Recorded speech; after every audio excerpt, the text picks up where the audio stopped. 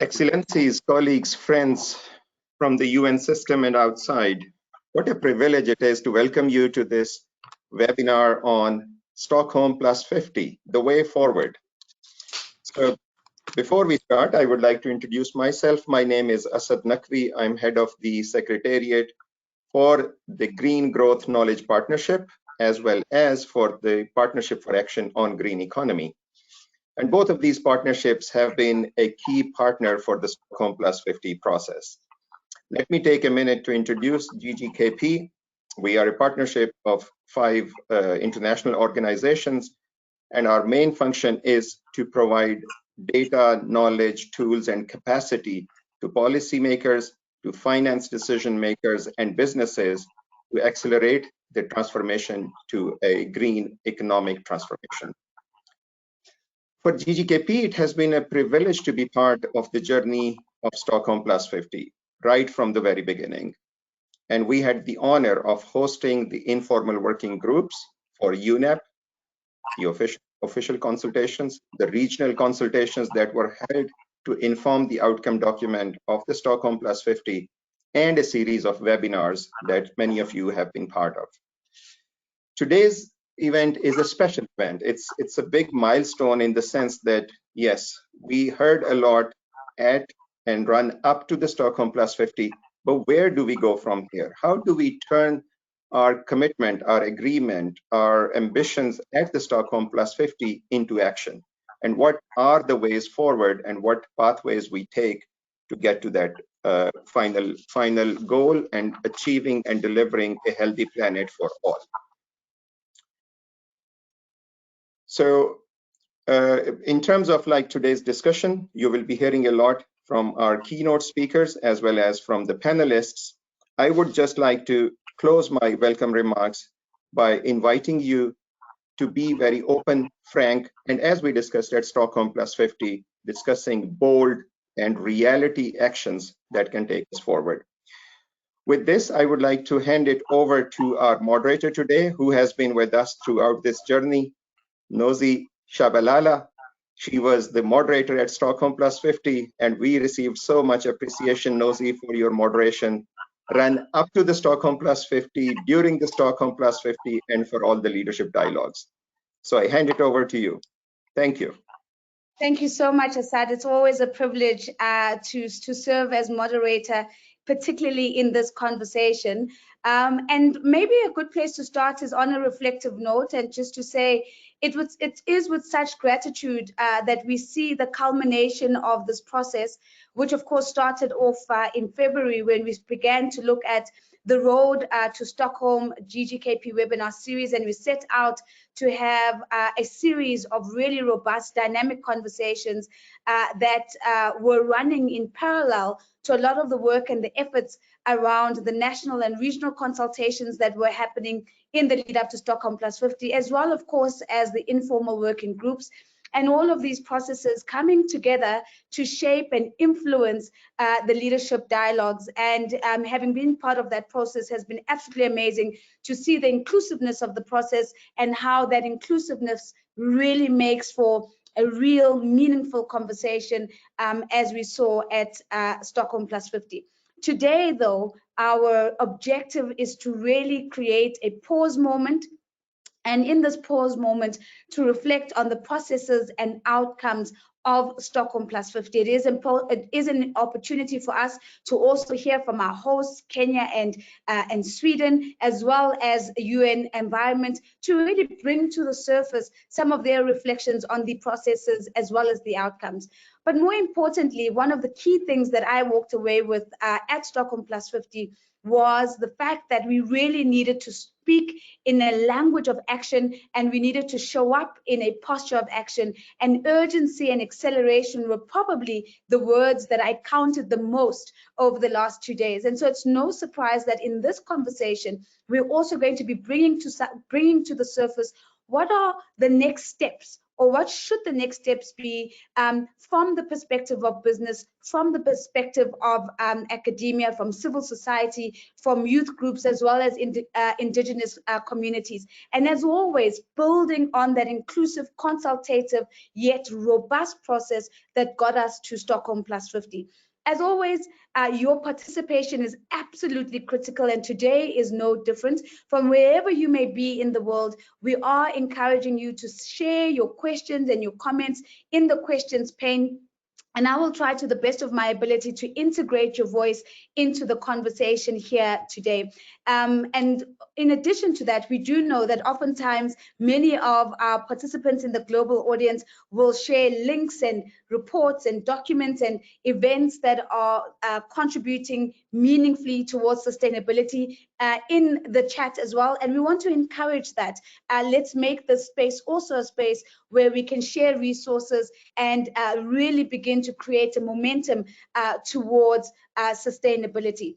With that being said, I have one more thing to say in terms of the housekeeping, and that is to extend a very explicit invitation around the social media amplification for us to really broaden the conversation, as we've done in every single webinar as part of this series. And our hashtags remain the same. You're seeing them on your screen right now. It is hashtag Stockholm+50 and of course hashtag GGKP webinar. We're looking forward to seeing your sound bites, insights and reflections as you share them with the rest of the world as well. To kick us off right now though, it is my great pleasure for us to receive a short video statement from former UN Secretary General and current president and chair of the Global Green Growth Institute, and that of course is Mr. Ban Ki-moon. Let's turn our attention to this short video now.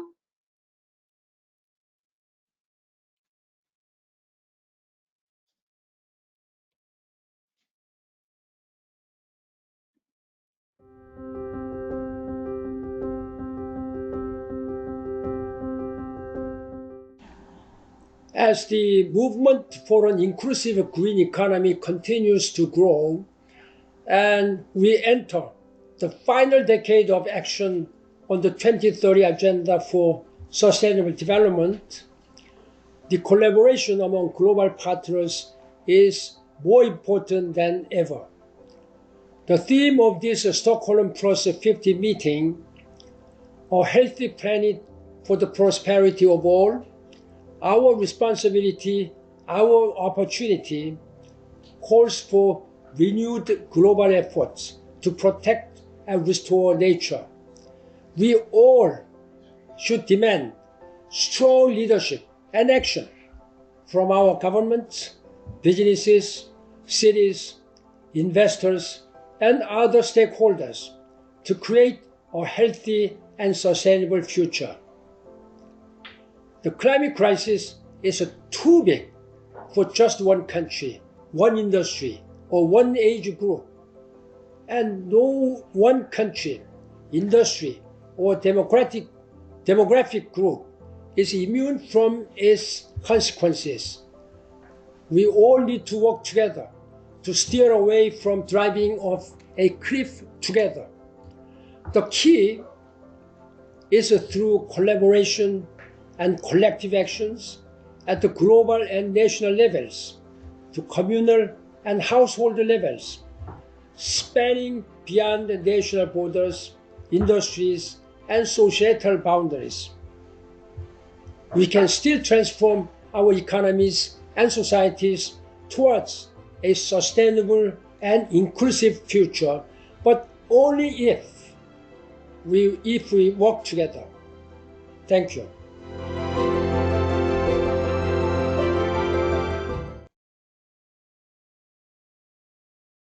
And there you have it, ladies and gentlemen. It all takes each and every one of us picking up our piece of the mantle, acting with urgency and acting with intentionality. As we listen to the former SG talks about how the challenge is too big for any one country, any one industry, any one group, but together we can make a big difference. And so with that, I think we've set the tone now for us to go into our first part of the reflection process that we're inviting into this webinar. And so reflecting on Stockholm+50, particularly on the processes, particularly on the outcomes, I'm going to invite our first speaker to do that, and that is Madame Ligia Noronha. She is a UN Assistant Secretary General and, of course, the head of UNEP's New York office. Madame, we're looking forward to hearing some of your reflections, especially on the outcomes as well as the processes. Over to you. Thank you so much, Nozi, and let me also thank you on behalf of the UN for all your fantastic moderation. Let me also thank the GGKP for their great leadership, but also their support to all of the consultative processes that we've had, and also hosting these seminar series, which we are having the last one today. I will center my remarks today around 3 questions and try and be very brief on why did Stockholm matter, what did it achieve, and where do we go from here. As you know, Stockholm was a UN meeting with Sweden and Kenya as the co-hosts and guided by the UN General Assembly resolutions 75/280 and 75/326, with the Executive Director of the United Nations Environmental Programme as the Secretary General. Why did Stockholm matter? Why does it matter? It matters because it was happening in the final decade, and you just heard the former Secretary General talking about this final decade of action of the 2030 agenda, at a time of climate environmental challenges, at a time when the planetary crises were becoming very evident, the interconnectivity and the underlining impacts of unsustainable consumption and production were increasingly clear to everyone. A post-COVID recovery, the need to generate and accelerate the achievements of the SDGs, and very interestingly, a growing distrust in the international system because many of the environmental and development commitments were not being met. In this context, Stockholm had the following expectations. And this is in the concept note, so I'm just refreshing the memory here. Rebuild relationships of trust by enabling conversations on environmental and development matters, accelerate system-wide action for a sustainable and inclusive COVID recovery, connect and build bridges across many environmental and development agendas, rethink conceptions and measures of well-being and progress, support for an universal recognition of a human right to a healthy environment, explore rights of nature, mainstream alternative knowledge systems, enhance the voices and engagement of youth, women, Indigenous people and local communities in decision-making and others around sustainability transitions. This was very much done with 3 principles of engagement, which was central to the design of Stockholm+50, and this was intergenerational responsibility, interconnectivity, and an implementation opportunity. The concept note and the background papers of the leadership dialogue were the kind of hooks which helped structure coherence across all of the open architecture that was engaged in the process. So reflecting a bit on the process, Stockholm+50 involved an extensive and wide-ranging preparatory process with a high level of participation and engagement. This was open to governments and stakeholders. It had consultations which were led by member states, especially in the informal working groups, and others led by youth, businesses, civil society, science, and academia. The informal working groups, which were very central for the leadership dialogues, were led by 6 member states from the developed and developing countries. And these were Ecuador and Canada for Leadership Dialogue 1, Germany and Indonesia for Leadership Dialogue 2, and Egypt and Finland for Leadership Dialogue 3, supported by UNEP as a secretariat. And UNEP and UNDP worked really closely with the co-hosts to coordinate the regional and national consultations, which were very central to the messages that came up and fed into the informal working groups, as well as the leadership dialogues and the plenary from Stockholm+50. The comms and the outreach was central to disseminating, and this, of course, was part of reaching out to everybody as much as we can. And of course, this was not a UNEP event, it was a UN event, and so there were many bodies from the United Nations who were very involved in the actual event. In the run-up to Stockholm, we saw, and during the meeting, we saw the energy of youth and other stakeholder groups in the many consultations and informal working group processes. They articulated roadmaps to act as the drivers of a healthy planet for all and put on the table many ideas which took forward. The meeting itself was, as many said, an open space to come together to think about a number of different issues on the interconnections between environment and development, alternative paradigms, of which I'm sure you'll hear more of, really being part of this. And it started a dialogue with philanthropies, with indigenous peoples, with businesses. So what did Stockholm achieve? It's a bit difficult for people to get it because we did not have a negotiated outcome. It was the absence of a negotiated outcome which led to this very inclusive process and the ability to put many ideas on the table. It was a very bottom-up approach, but it culminated in three key issues, three key outcomes. One was a sense of renewed global multi-stakeholder engagement, collective reflection that resulted in calls for system-wide change, which came from the plenary and the leadership dialogues, and the publication based on these messages of the Stockholm+50 Agenda for Action, Renewal and Trust. So let me very briefly speak to each of these. Firstly, the open architecture of engagement, which I just referred to earlier, allowed the global community to make their voices and views known. It was one of those a whole year consultation which allowed people to revisit some of what had happened since 1972 and focus on the aspects of the interconnections, environment, development, and social, to think about why the SDGs were not being achieved. Why is it that there was a disequilibrium between the environment, development, and the social pillars of the SDGs? This response to demand for action, co-created outcomes allowed for this multi-stakeholder engagement. So you will see in the leadership dialogues and the various outputs of the meeting, this voice that came out of that. Secondly, the international meeting enabled this collective pause for an open, unfettered reflection of what needs to be addressed today as compared to 72. 72, as you will recall, was about environment, underdevelopment, and pollution. And here, as the Stockholm Environment Institute and CEW put in the report, we have a situation of overdevelopment, affluence, and also environmental challenges. So the question is, how is it different? What is it that we need to address? Not only the unfinished agenda of 72, but really looking at what else needs to be done and why is it that the 1972 agenda was not completely achieved. And so you will see a lot of that in the messages and in what comes out. There were many conversations which led to the discussion around climate change, around the importance of phasing out of fossil fuels, on overconsumption and underconsumption, on multilateralism and trust. There were calls for pushing the boundaries of knowledge critically on the way we do business. There were calls for system-wide changes, not incremental tinkering. This was an oft-repeated point. And there were conversations which spoke of the exploitative relationship to the planet and to each other, and of our financial system that is misaligned with environment and social goals.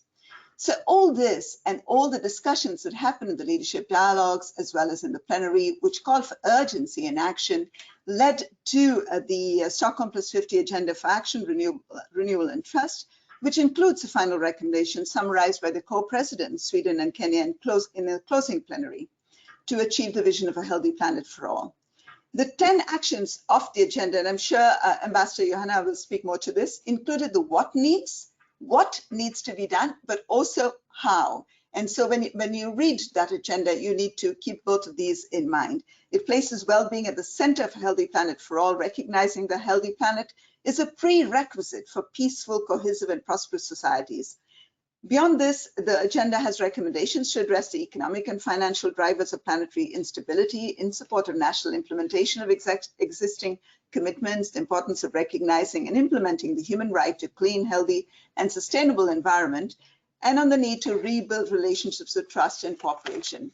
And importantly, also to look at the intergenerational responsibility as a cornerstone of sound policy making, given the engagement of the youth and the Summit of the Future, which is still to come, and reinforcing and reinvigorating multilateralism. And finally, the use of the outcomes of Stockholm+50 to reinforce and re-energize ongoing international processes.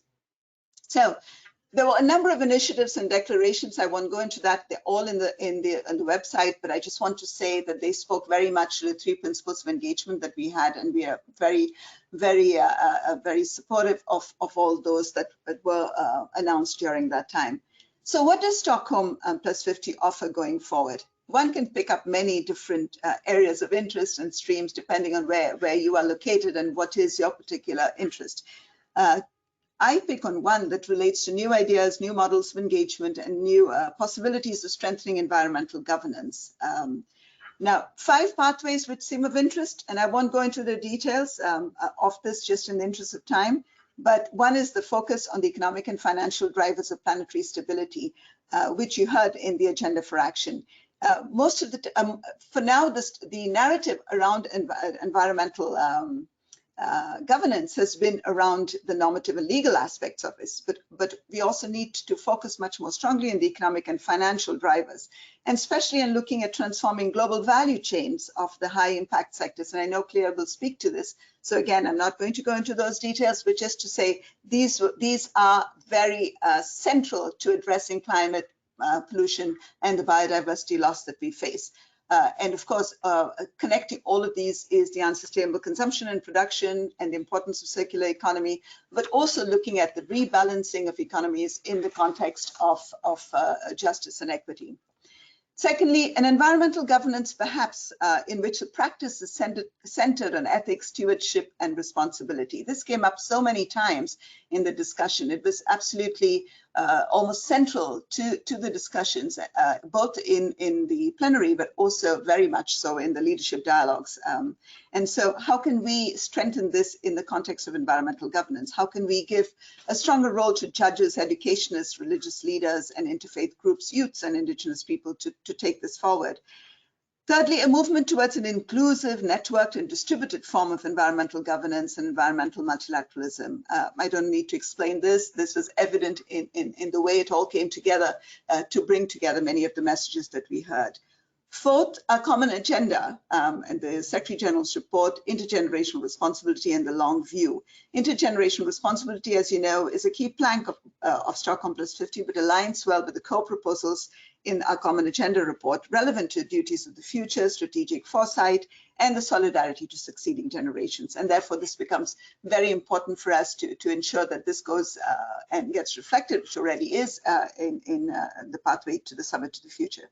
Finally, we had 3 initiatives, or really at the moment ideas, which were launched at Stockholm+50 that can be transformational, help build trust and scale actions. This is the Environmental Solutions Hub, which is data-driven, Action Plan for Sustainable Planet to Digital Age, and Green Jobs for Youth Pact, accelerating young skills and talents for the green job. This is with ILO, with UNEP, and with UNICEF. In closing, colleagues, ladies and gentlemen, Stockholm was a unique moment when the global community, including youth and other groups, came together to call for action, intergenerational responsibility and equity, and for systemic shifts in our economy to achieving a healthy planet. We believe that it is our collective responsibility to take this forward and build that future together. Thank you very much. Thank you very much. Thank you very much, Madame Noronha, for kicking us off, but also in listening to you speaking, a reinforcement and affirmation that process matters, because how you go about having the conversation determines the conversation you actually have, and certainly determines the outcomes of that conversation. So listening to the very deliberate approach around being inclusive, going from the bottom up, creating listening space, and how that then culminated into a series of outcomes. And I really like that, you know, you were able to zoom in on 2 key questions that really was what we were grappling with over the 2 days. What needs to be done and how? And a number of sub-themes that have come out. I do also want to acknowledge some members of our global audience who are sharing some of their own reflections around what they saw and what resonated with them. And I want to encourage others to say, use the space to share that as well. The chat is open. If you want me to pick up something, put it in the question pane and make sure that it's short, sharp, concise, and to the point, and I'll try and integrate it into the conversation. So with that, thank you very much, Madam. Let's call on Ambassador Johanna Lissinger Peitz, who is, of course, the ambassador for Stockholm+50, representing the government of Sweden. Ambassador, you have the floor. And again, we're looking forward to your reflections on the processes as well as the outcomes from Stockholm+50. Thank you so much, Nozi, and let me also start with echoing the thanks that Ligia made to you, guiding us through 1.5 days of leadership dialogues in Stockholm. And I think what we see as a result you also have a substantial contribution to. But let me also thank many of the global audience who actually the whole journey through the start of the preparations of Stockholm+50 to Stockholm+50 has contributed to the success with their experience, knowledge, platforms, and organizations that they represent. So this is really a joint collective effort. I'll try to kind of reflect on the question, what we learned from Stockholm+50, and I will do that through focusing, I think, on the 3 engagement principles that Ligia spoke of. But while this is no news for anyone, I think, on this meeting, I do still think it's somehow important to always start in 1972, basically because I think the nature, the focus of Stockholm+50 needs to be seen in what was achieved in 1972 with the Stockholm Principles, with the establishment of UNEP, and everything that happened since then. And if we would have had a full implementation of all of the agreements, the SDGs, we should have been a long way on securing a healthy planet for the prosperity of all. We know that we still have a long way to go, and this was also why the focus of Stockholm was on implementation. So let me start with some reflection on that specific principle. I think many of you have heard me speak about the implementation, the interconnectedness, and the intergenerational aspects. I think one learning we had is that it is a need to meet and to be able to talk and have an honest and frank conversation outside the negotiating positions on what we need to do to implement faster and together. To share not just best practices, but also to share some of the challenges and difficulties in the just and peaceful transition on what that means on a national level. And what a meeting at Stockholm+50 then can bring is how can the multilateral system contribute and support the implementation of what we all already have agreed to. We are very much, as we know, in the decade of action and delivery. Mr. Ban Ki-moon also spoke about this in his opening statement, and the task of Stockholm was to accelerate implementation. I think we see that the 10 key messages and recommendations that came out were addressing 10 different points that we, as a global community and in the multilateral context, need to take serious and take further actions to be able to actually deliver on what we have agreed on in different forums. So I think that was one specific outcomes. The challenge now is, of course, also to bring those recommendations back to the different institutions, to relevant bodies and forums, and I'm hoping that also the panel can reflect a little bit further on this. The second engagement principle was the interconnectedness, which for us meant in a way 2 things. It meant, and here also I think Stockholm very much emphasized the interconnectedness and the need and interest of looking at 3 planetary crises together, and also to do so in a development perspective. If Stockholm 1972 was very much about environment and poverty, I think we heard in 2022 environment and well-being. And I think this is also something that we need to bring forward. It's clearly stated in the first recommendation on putting human well-being at the center of a healthy planet. It's clearly stated also in the third recommendation on system-wide changes, new measures for progress and human well-being, which I think is one of the things that Stockholm has put more focus on and created, I think, lots of engagement around. Interconnectedness also meant for us engaging with many different stakeholders. Ligia, I think, spoke in her intervention about the issues of trust. And it's not just between trust of governments, but it's trust between all stakeholders. We very much wanted to include business, civil society, science, indigenous peoples, youth, etc. And their different perspective in how do we change the relationship to nature. I hope at least that Clea in the panel will speak more about the business perspective and their contribution. But I think for us, we also made the reflection that if we are serious in the sense of actually integrating civil society, business more into our discussions, we also need to find the more open and inclusive and innovative ways to actually set the agenda for this kind of meeting and its preparatory processes. The last aspect was, of course, the intergenerational dimension, and where I think it's the 9th recommendations coming out of Stockholm is recognizing the intergenerational responsibility as a cornerstone for sound policymaking. I think we felt throughout the whole process a strong interest in putting youth and intergenerational aspects in the center of the discussion. We, as many of you know, try to work with the model of a youth task force who we met with regularly in the preparations of Stockholm+50 to also give us guidance on key issues that is expected from the youth for policymakers to look into.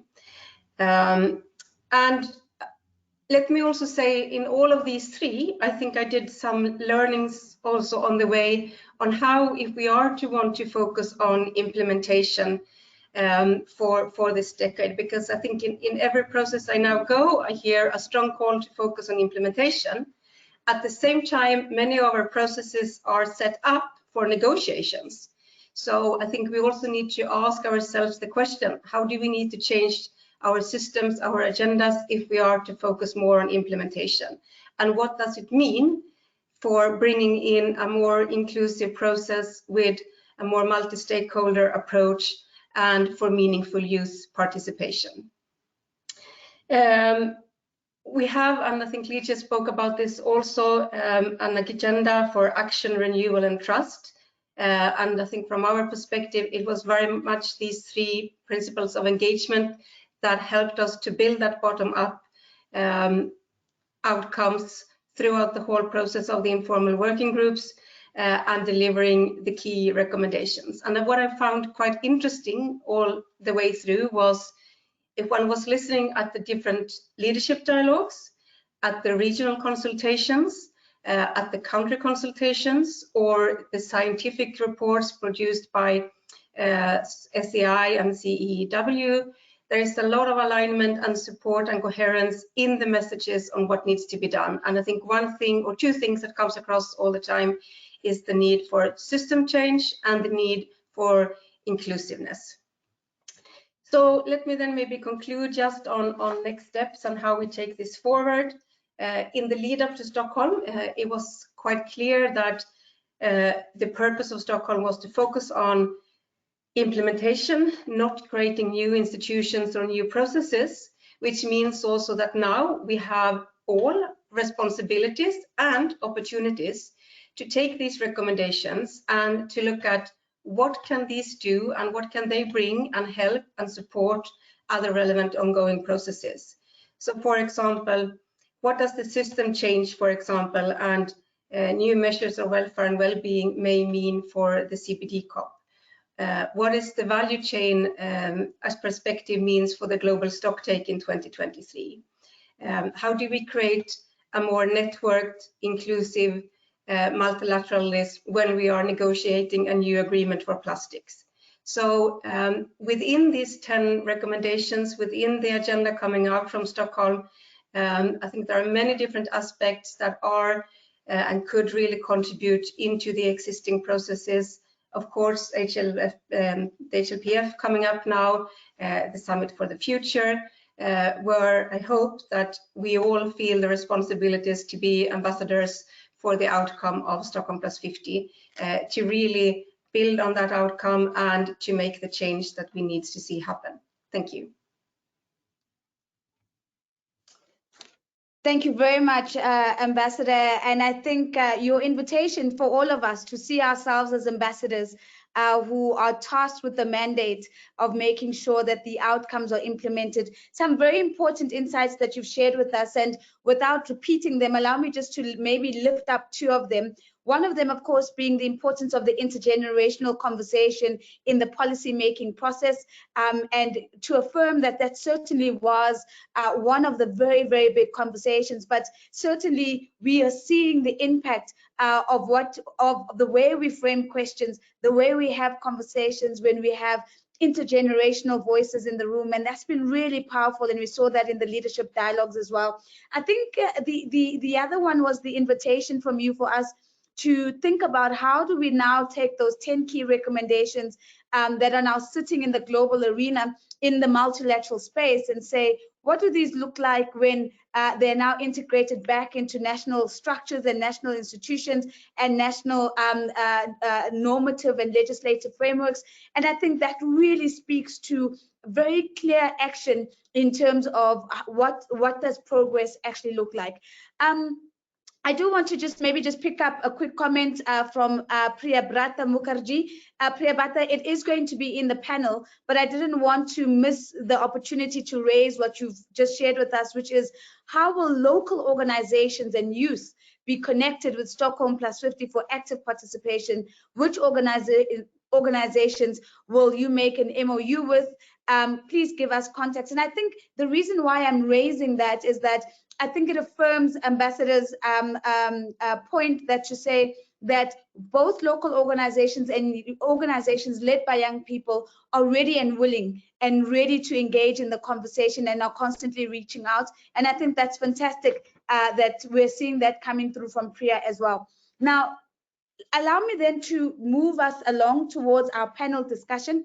And we've got 3 speakers in this panel discussion who are really going to be doing the heavy lifting of reflecting, but also throwing forward in terms of what we're looking for in terms of action and implementation.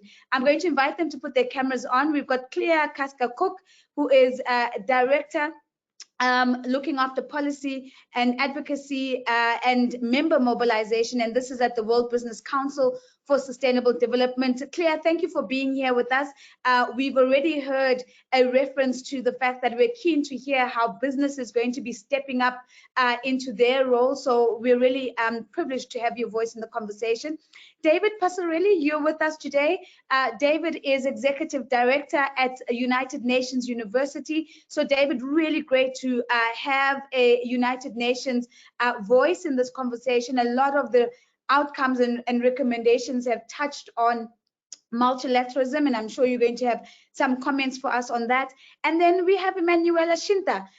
Emmanuela, if I can invite you to pop your camera on. Emmanuela is, as you can see, a young person, again, so speaking to that intergenerational blueprint, a Dayak leader, an activist, an environmentalist, a filmmaker, as well as a writer. So Emmanuela, we're looking forward to hearing some of your insights as well.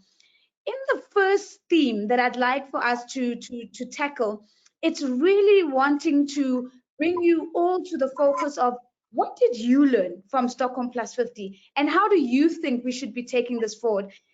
Because if we pause and we mull over it, we know that this was a much needed reflection point in order for us to really build on 1972, but also to look forward in terms of how do we build on those lessons going forward. The question is, what's your one big takeaway, and how do you propose that we take that takeaway forward? So maybe Clea, let's give you an opportunity to kick us off first. Thank you. And I had to smile when you asked that, because I was like, goodness, just one takeaway. There were so many. I had prepared for a few. I think if you would just ask me for one, I would say it was an inspiring meeting and very humbling because of all the amazing people that were there. And it was just a really great opportunity to get to know so many people after this long pandemic-induced virtual environment we were all working on. So really, I think if you ask me just for one, just really good to get us all together in person. I love the diversity of people present, whether it was CEOs or indigenous community leaders. One of my favorite memories is being in the main atrium space behind the UN wall in the background, and a woman community leader from the Amazon being there and us taking a picture together. It wasn't for sharing or anything, but it was just really cool. So that was the one. But obviously, from a practical perspective, I would say it was a unique event, and Ambassador Lissinger Peitz already highlighted it.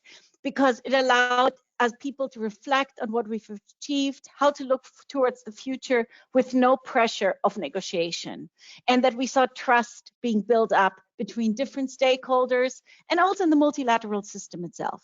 That is key. I have other reflections on takeaways from Stockholm+50, but I want to give time to the other panelists and happy to share more. Yeah, Clea, thank you so much. And thank you for sharing that special moment, even if we didn't see the picture on social media, because I think it is those moments where we tap into the value of being in one room, and we tap into the value of having different experiences and worldviews actually colliding to bring about something new and to bring about new perspectives.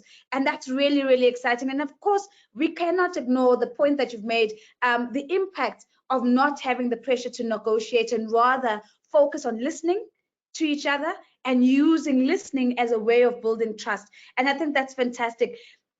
David, let's bring your voice into the room. The very same question to you. What is your one big takeaway? More importantly, as you've been reflecting on it, I don't doubt, since Stockholm+50, how do you think we make progress and move forward? Thank you so much, Nozi. It's a pleasure to be with such a distinguished panel. I'm going to be brief, as I see we're running out of time in this webinar. I think my takeaway is that Stockholm+50 did not take place only at the beginning of June. It was a much longer process. This was not a conference that unfolded over 3 days. It was a conference that unfolded, a conversation that unfolded over many months. And I think it has set the bar for what inclusivity looks like and best practice might be in terms of bringing communities in. And I'll speak a little bit more about that later. But I think my big takeaway is that this wasn't a moment at the beginning of June, but rather a longer conversation over many months. And I think that was very welcome and resulted in a richer set of outputs. Thank you, Nozi. Yeah, David, I think that's excellent. And I particularly want to pick up the soundbite where you say it gave us a sense of what inclusivity looks like. And now we know what that mold looks like. We know what the blueprint looks like. It would be a shame, actually, to then go back to conversations that are not inclusive, conversations that are all pegged on one moment. And I think it's important for you, as you lift the horizon to say, this took place over time. This was an ongoing conversation that was given the space to happen over time, and then we could see that in the way the voices, the contributions came across in the actual delivery of the leadership dialogues. Emmanuela, what have you been reflecting on since Stockholm+50, and what's that one big takeaway that's been sitting on your heart, and what do you think we need to do to advance that particular agenda forward? Alright, adil katalino bacuramin kasaruga basengat kajubata arus. So my biggest takeaway from Stockholm+50 is that was my first UN on-site meeting. I really reflect hard on that, and I'm really impressed to see that how desperate everyone from different multi-stakeholders to protect our only one Earth. That's the very first thing, and we have seen like many declarations, consultations, report recommendation, and even agreements signed. But my biggest reflection is what's next. That's exactly what we are here to talk about, because the challenge is how we convert these recommendations and outputs and outcomes into an action, and not just a common action, but an immediate actions.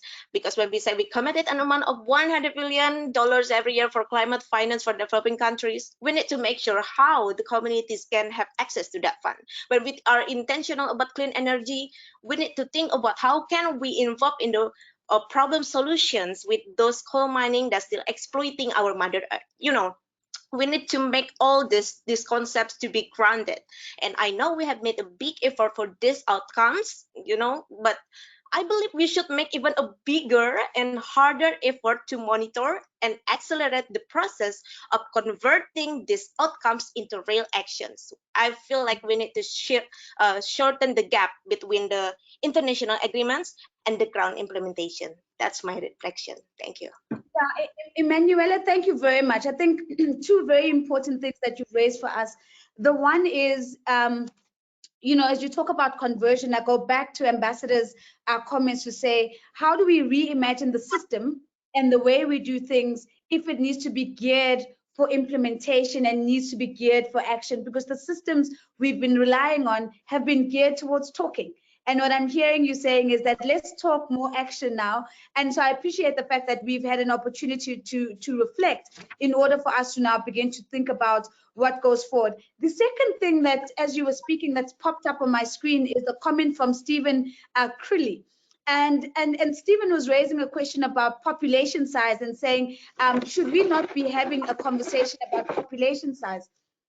And the reason why I'm raising it is that part of the outcome, I think, of the conversation has been the discovery of new questions and new conversations that we need to start having. And it takes, as you've said, David, the process of having the conversation to realize that we need to land on new questions for us to begin to make progress. So, Stephen, thank you for putting forward a question that hopefully informs the conversation going forward.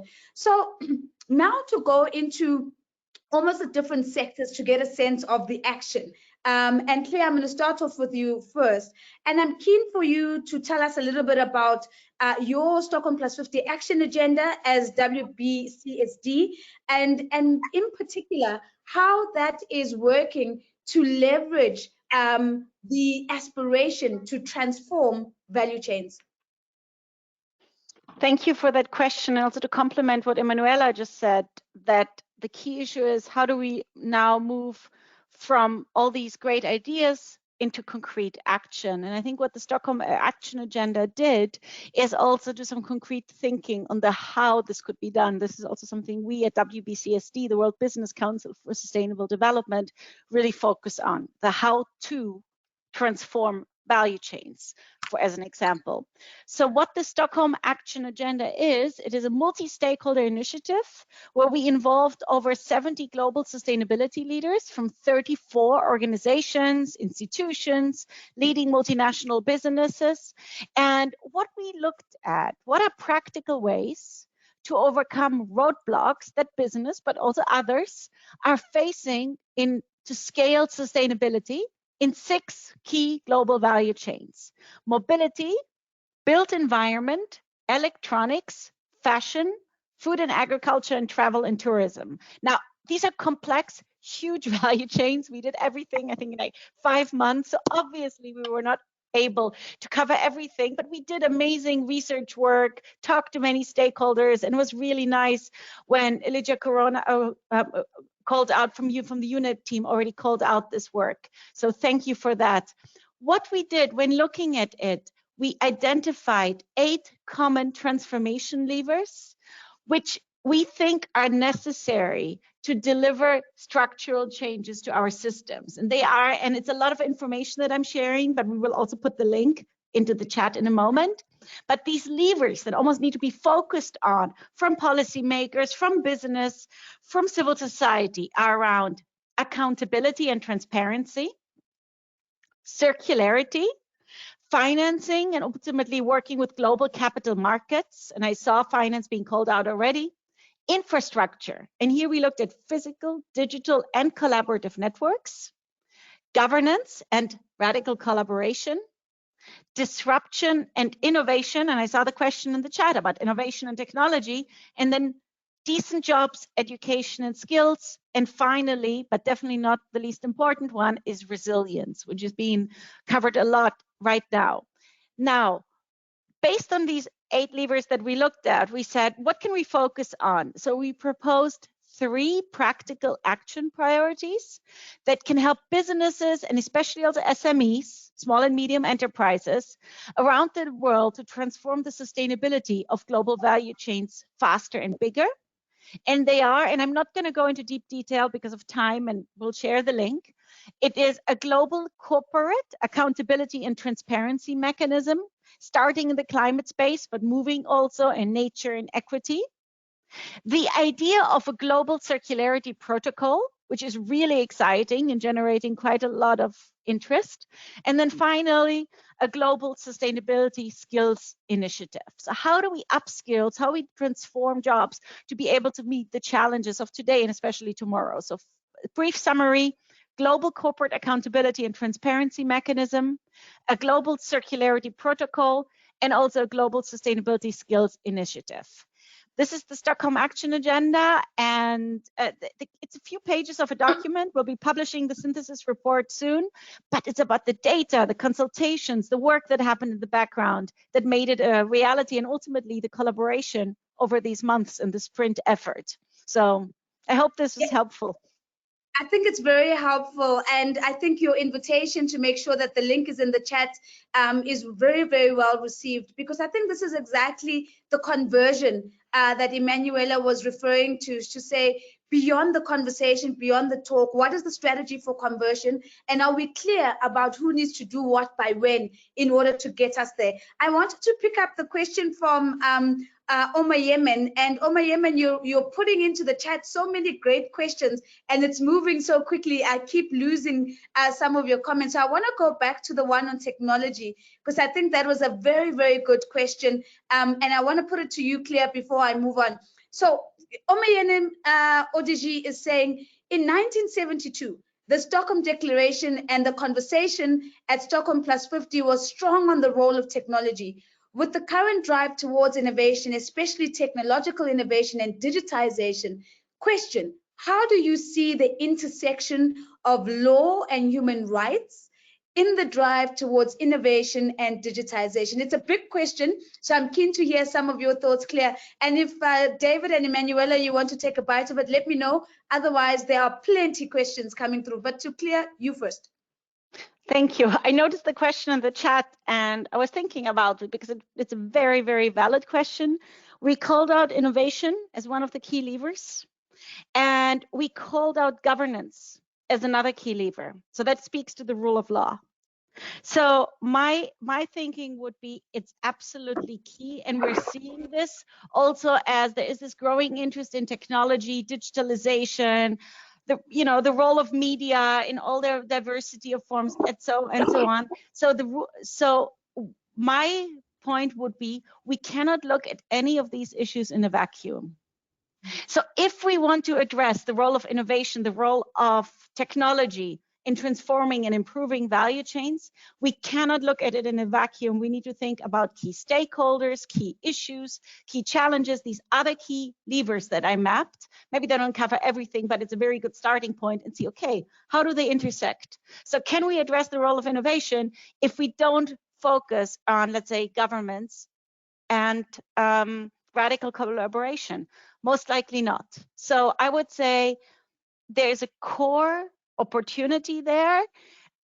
It sounds as if I'm choosing the complicated answer by saying we can't address it alone, but I do think it needs a systemic approach, and we need to look at these issues at the same time.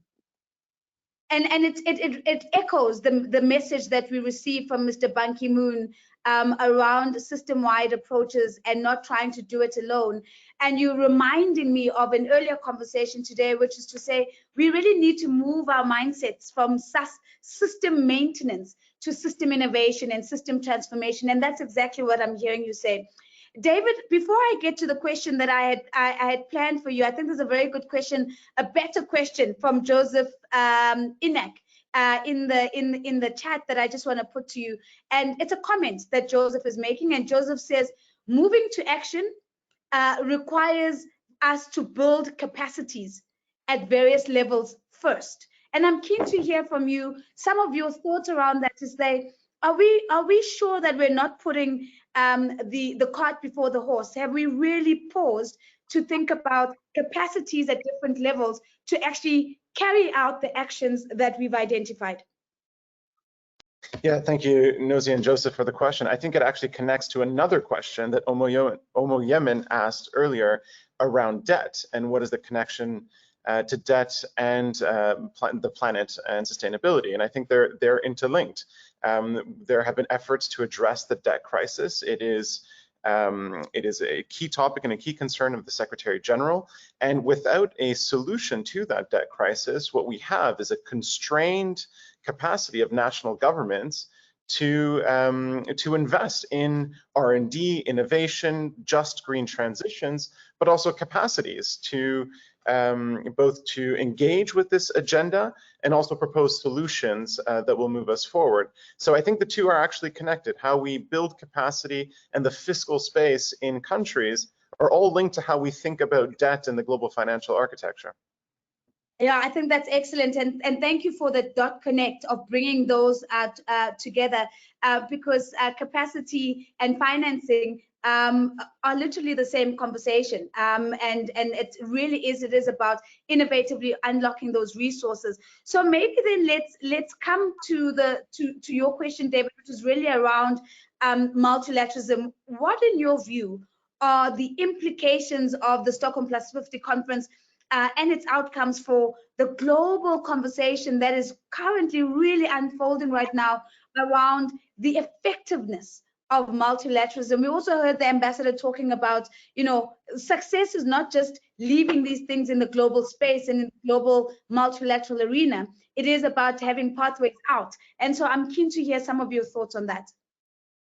Yeah, thank you for that challenging question. I think my first remark here is that the Stockholm+50 conference came at a crucial moment in the conversation about multilateralism. We shouldn't forget that it was just a few months ago that we were celebrating the 75th anniversary of the United Nations, and the key call out of that celebration was a recognition that we needed to invest and renew multilateralism.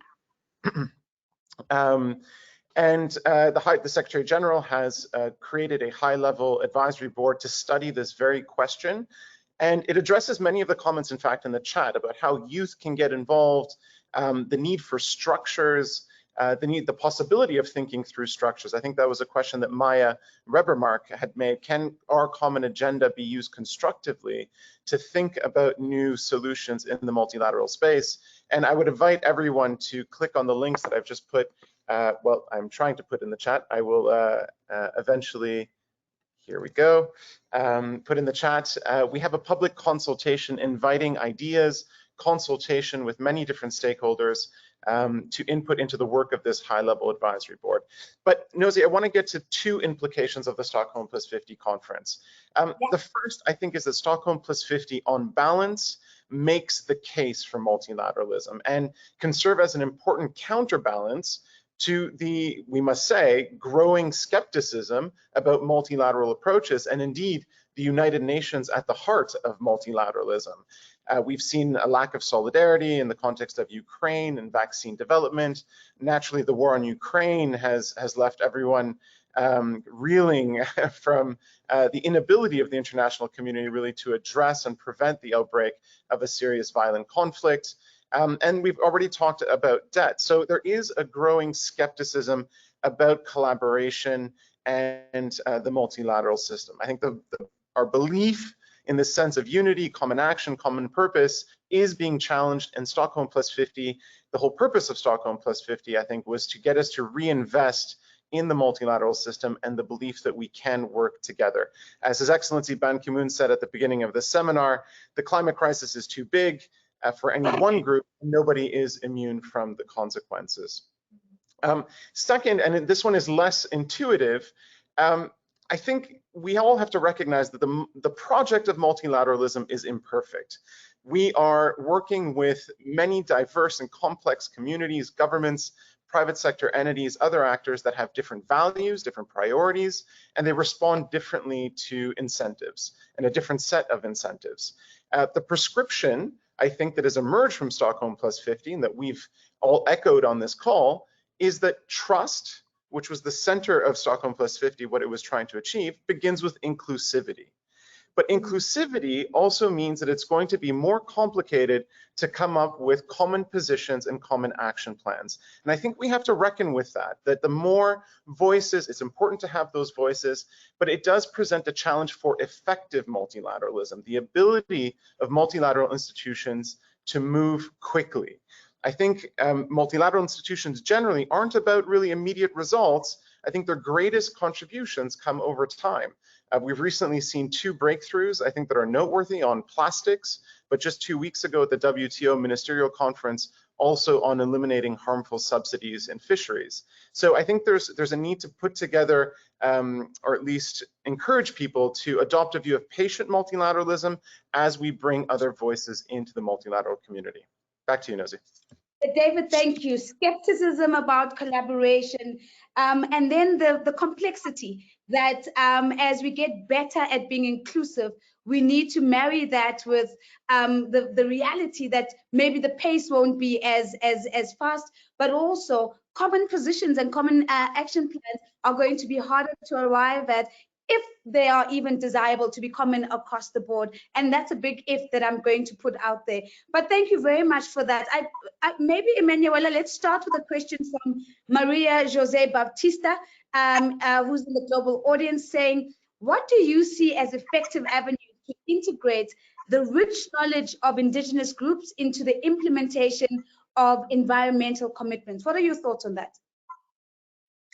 Well, actually, I will say yes, like we have this knowledge of Indigenous communities, and that's absolute solutions actually, to protect the environments and to preserve the land. And actually, it's related to the previous questions also that I want to address, because these initiatives from the community get less exposure. So like less people know about that. So less acknowledgement, which means less support as well. And this is where technology actually plays very important role, because throughout the history, the dynamic of the relationship between media and governance, it's always lies in the functions of the media as the source of disseminations of information, like one directed tool from government to public. And people used to just receive the information without any capacity to influence anything or speak about anything. But today it's different, because people are no longer the passive recipients of informations. And for Indigenous community, especially with the existence of social media and the advance of the technology such as internet recording tool, we have become the storytellers ourselves, and we are able to bring our own voice. We are able to show you the initiatives, the knowledge that we have as the solutions of the global problems. And this is exactly actually what we are doing, what my organization is doing in Kalimantan or in Ranu Welum Foundations. We collect these stories from the community, not only inspiring, but practical guide for us to protect the environment. And if we look into the stories that brought by the Indigenous community, where they combine the Indigenous knowledge and technology as a solution, we can see that what's really happening on the ground. We can see what's action exactly needed, and we also can learn if the systems or the policies that, let's say, government done under the name of sustainable development are right or misleading. Is it right? Is it suitable for the land or not? Like things like this. It's always a tension, because when we talk about sustainable development, sometimes, not sometimes, most of the time, it always comes from one side only. But the community, especially Indigenous community, know exactly how to manage the land. So if you serve people, if you want to do that sustainable development, you need to listen to the community. You need to listen to your people and take those feedback brought by people through media as a guidance to work for the better future and prosperity for all, as we expect. I really love what you've said. I've really loved what you've said, Emmanuela, because one, you've linked it back to the question of accountability. I think it was raised both by Ambassador as well as Madame Noronha, to say that one of the outcomes is that we are really looking to hold actors accountable. And what I'm hearing you saying is that when we begin to realize that communities are not passive recipients of information, we actually begin to realize the power that they have through their own stories to understand and to contribute, and by extension to hold accountable the various stakeholders and players. I do want to maybe build on the storytelling aspect of what you've just shared with us, and ask you, what in your view, or how in your view do you see media, film, and storytelling helping, one, to change perspectives, but also to shift behavior so that we're really accelerating transformation towards governance and the change we want to see in our governance and economic systems. What is the role of media, film, and storytelling broadly? Well, actually, just very simple example, like we are doing webinar like this, and there's so many people from other side of the world can access. Whether they are in the city or even like a small town, they can access these conversations. That's the difference compared to 50 years ago in 1972. And actually at the Stockholm+50, I had this recording of intergenerational dialogue with Mr. Aldo.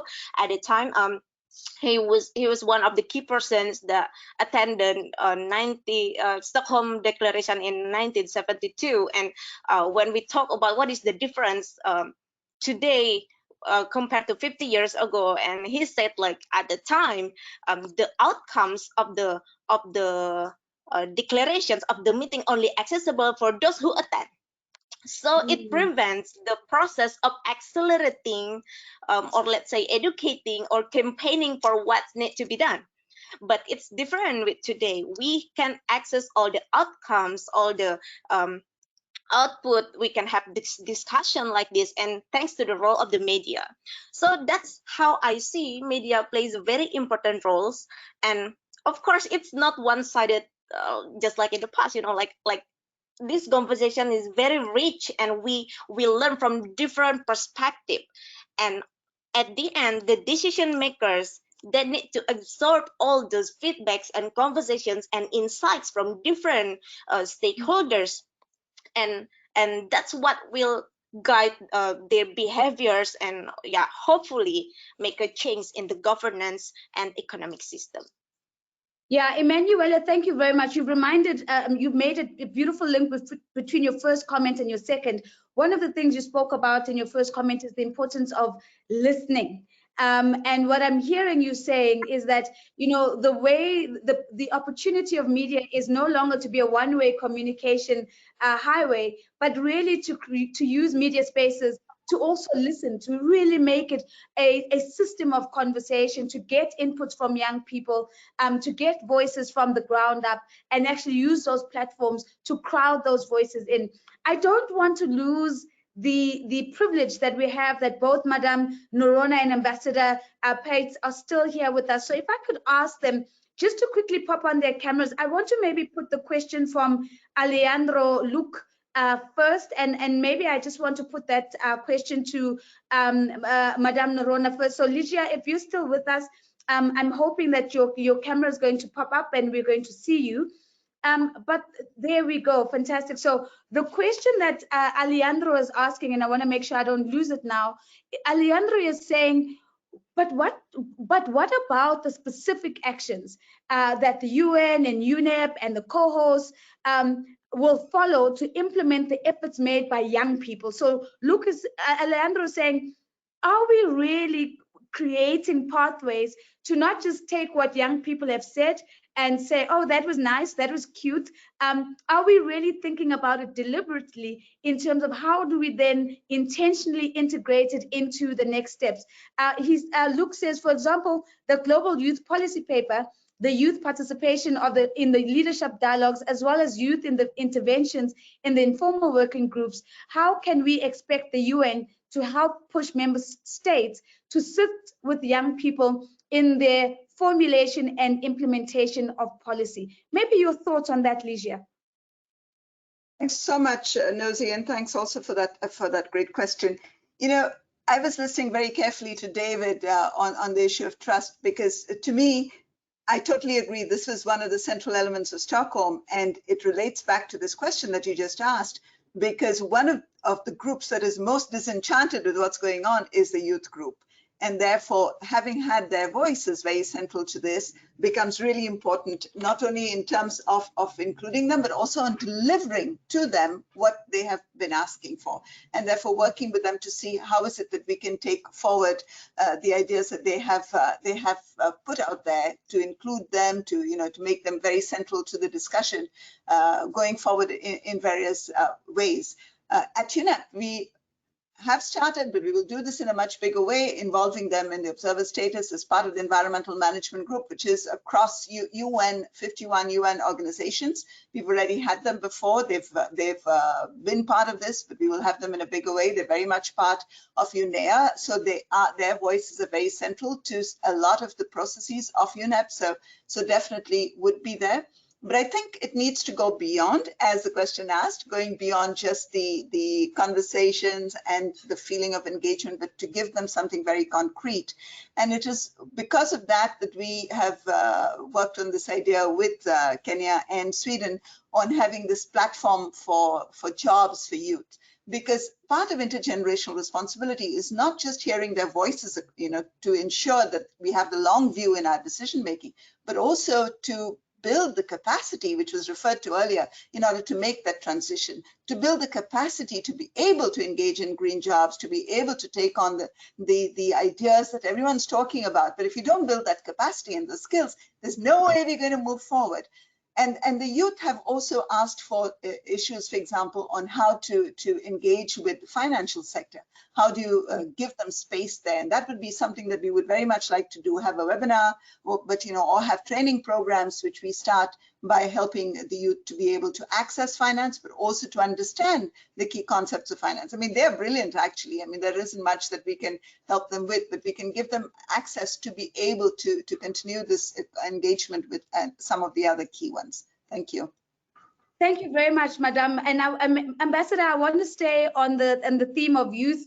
Alejandro, I know I'm giving you a lot of airtime, but I thought your follow-up question was just as important, because it reminds me of, I think David made the comment earlier that we now know what inclusive engagement looks like. So we have a blueprint, and it would be the saddest day if we then made regressive steps in the opposite direction.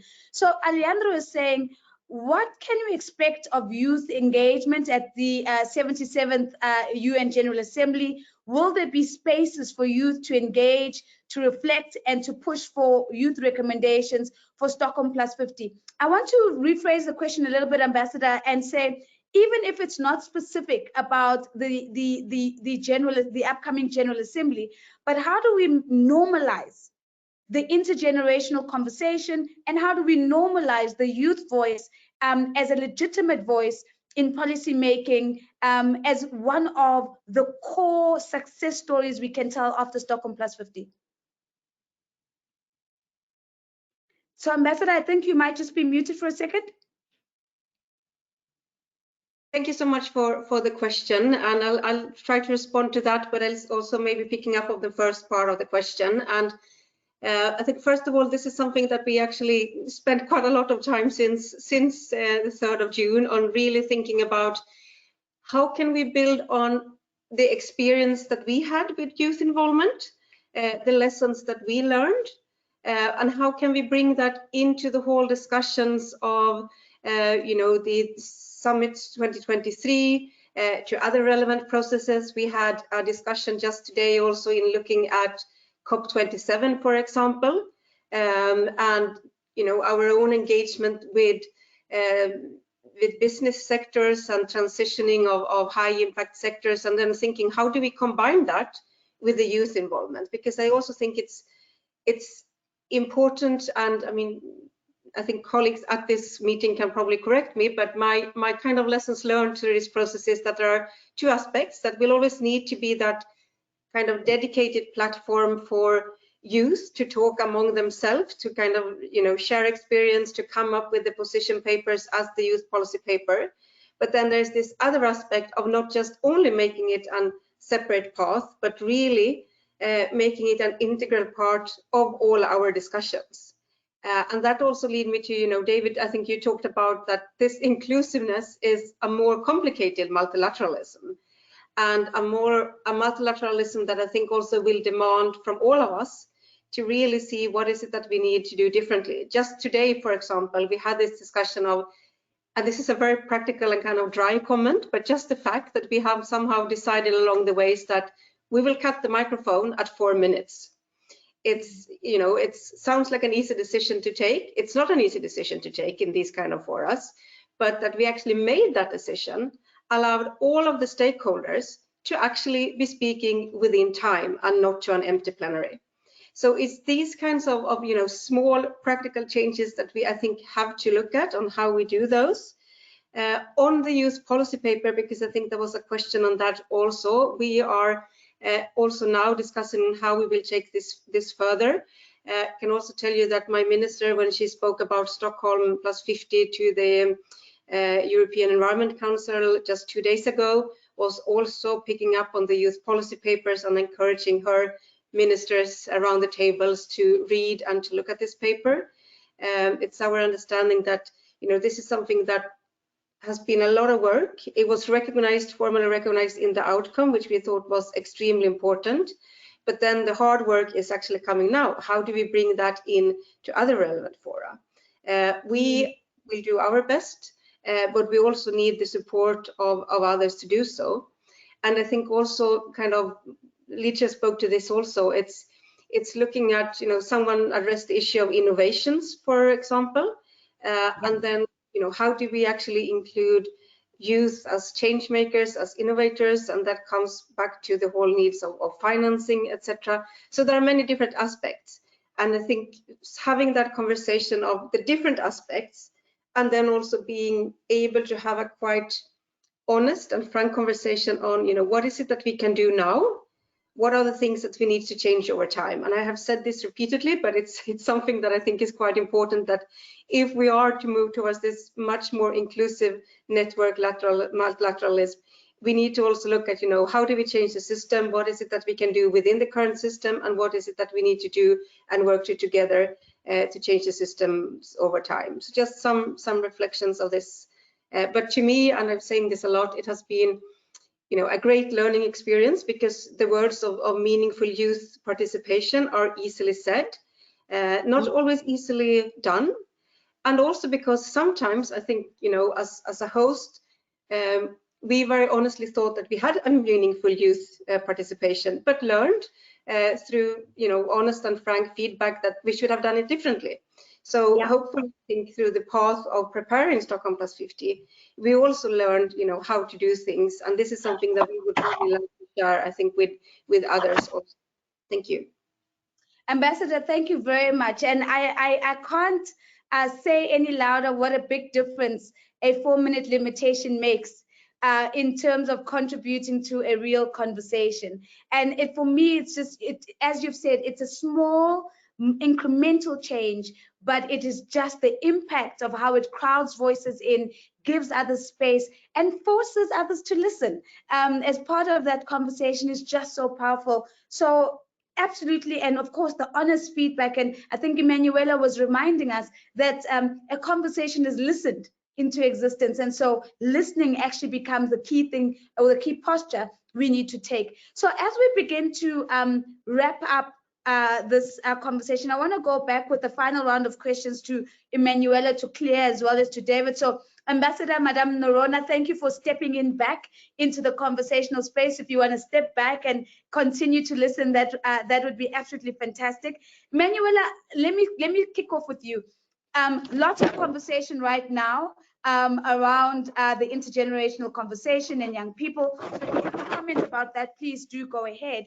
But I do also want to ask you, in your perspective, what are the immediate actions that governments can take to ensure that Indigenous youth really have meaningful participation? One of the saddest things that we often do in these big conversations is to have a blanket approach when we're talking about young people. And of course, young people are not a homogenous group. Some are in urban areas, some are in rural areas, some are part of the indigenous communities, some are innovators and technologists. So all of these things are important, and these nuances are important. What are your thoughts around immediate actions specifically for Indigenous youth? Okay, thank you for the question. And let me start with this. Some people may say to the older generation, hey, you destroy this planet, you steal our future from us.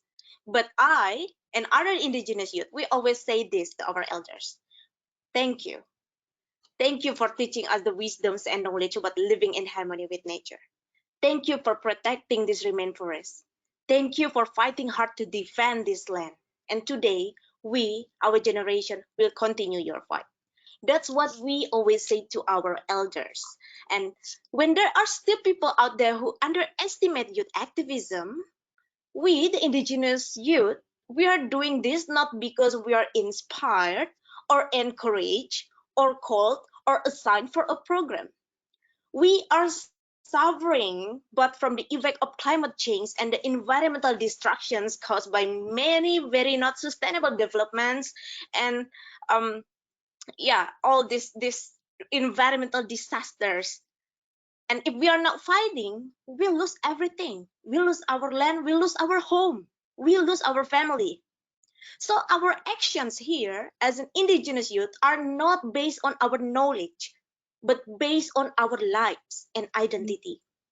And in this sense, we don't need opportunity, but we need your solid trust. We need you to trust that our generations, our group is not simply blaming you for everything, but we are here today to take our responsibility as the generation of restoration. And we will be able to do much if we have you, the government, stand by our side, guide us, and support us. Involve us in the process of decision making. Give us the funds so we can continue our project as we are fighting at the front line of environmental battle. Just like my brothers and sisters in Kalimantan, every year we deal with forest fire. We're facing the fire in front of our face. Build our capacities and skills. Share us the platform where we can participate and keep speaking our voices, and not only our voices, but the voices of the land that we represent. So that's what we want, and that's how I believe in the government can give the meaningful engagement to the indigenous community. That's how we should work together. I think that's all. Emmanuela, thank you very, very much. And I think it's a really powerful, it's a powerful approach. And what I'm hearing you saying is we want to meet the older generation where they are. We want to acknowledge the things that they have tried to do. We want to acknowledge their wisdom and their efforts, but we also want to say, trust us. And by trusting us, it's about giving us the skills, the space, the financing, the support in order for us to continue to do the work that we have dedicated our lives to. So, Clea, let me come to you. And it's, I mean, I know that we are focusing now on different stakeholders and what they can do. Emmanuela, her question was really about what governments can do. I want to keep the same theme and say, you know, given an opportunity to engage with governments directly, what do you want them to do in order to make a fundamental difference in the reskilling challenge, the corporate accountability challenge, and really galvanizing action around the climate agenda? What do you think government could do that could get more private sector players incentivized and ready to join yourselves and other organizations who've already started doing the good work? Thank you for Actually, the good. Oh, yeah, sorry. No, yes. it's fine, Emmanuela. That could have been my mistake. I should have been clear. That's for Clea. Yeah. Okay. No, but Emmanuela, if you wanted to say something, that's fine. No, that's all. Okay. No. Just so really, I mean, it was interesting to listen to this. I think just from the previous conversation about youth and governments, and I had prepared this as one of the remarks, but definitely to create more fora for youth to be heard and to share their voices and express this, but also to link them, connect them to opportunities, funds. There's so much happening in this world. Often we just need to raise awareness and the connections, which links to what I wanted to highlight on the government side about addressing the needs for reskilling, corporate accountability, and the climate agenda. Ultimately, these topics need to be prioritized on the global, national, and local level. On the global level, and this is very much where we are working on, it is around frameworks, mechanisms, and also innovative ideas that require global coordination. And for companies and from a business perspective, especially on the global level, they really appreciate the context, predictability, and also level playing field that this provides. That's why I mentioned this global alignment, let's say, on framework. And in order to do this, we need radical collaboration across sectors and between different players, public and private sector. And we need to work together rather than in silos and competitively when attempting to solve common challenges. At the same time, and I wanted to mention this because so much attention has been given to the global discussion, a lot of the action needs to happen on the local and national level. And that was one of the things I noticed at Stockholm+50. There was a lot of involvement, let's say, from cities and from city groups. We need to ensure that local diverse communities are involved in lots of the implementation plans and that they can learn from best practices, academia, science. As I mentioned earlier, so much opportunity exists. How can we drive those connections and those networks? And how can we learn from policy and science about what's been working already? When we did the synthesis report as WBCSD together also with Stockholm Environmental Institute, one of the things that we spent a lot of time on was actually looking at best practices and interesting projects and what seems to work to transform value chains. Some of them are very much global or regional, but many of them were very much local.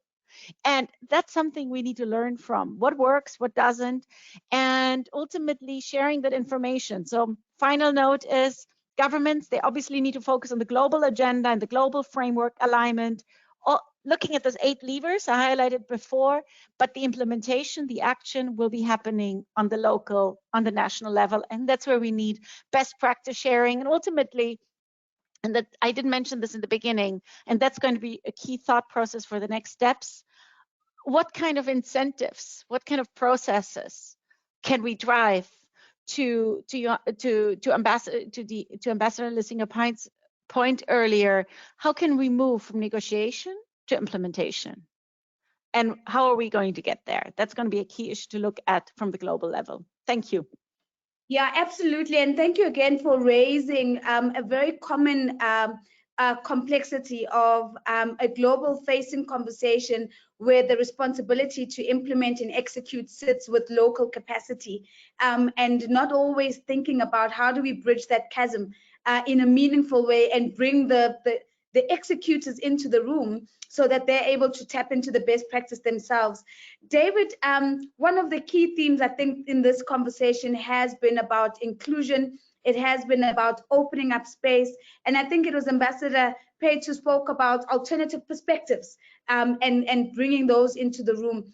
Tell us a little bit about alternative voices and tell us about your thoughts around the importance of bringing a broader set of voices in the global policy space. It's been a key theme, but I'm keen to hear sort of your concluding remarks on how does this link to accelerated action in the decade of action towards the Sustainable Development Goals.